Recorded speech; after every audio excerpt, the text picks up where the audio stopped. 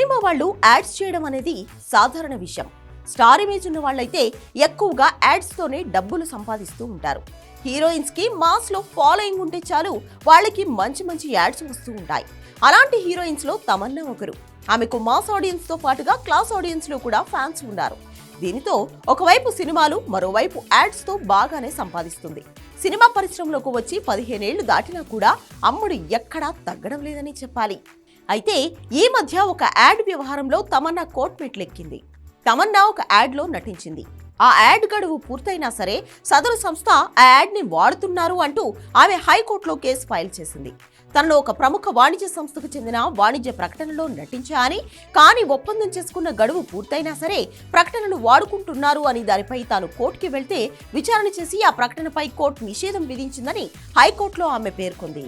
అయినా సరే ఆ సంస్థ కోర్టు తీర్పుని లెక్క చేయకుండా తాను నటించిన ప్రకటనను ప్రచారం చేసుకుంటుంది అంటూ ఆమె హైకోర్టులో కేసు ఫైల్ చేసింది. దీనిపై విచారణ జరిపిన న్యాయమూర్తులు కేసు విచారణను సెప్టెంబర్ 2కు వాయిదా వేశారు. అయితే దీనిపై సదరు సంస్థ లాయర్ కోర్టుకి వివరణ ఇచ్చారు. తాము ఎప్పుడో సదరు ప్రకటనను వాడడం ఆపేశామని, కానీ ఎవరో ప్రైవేటు వ్యక్తి సోషల్ మీడియాలో పోస్ట్ చేసుకుంటే దానికి తాము ఏ విధంగా బాధ్యత వహిస్తామని వాదనలు వినిపించారు.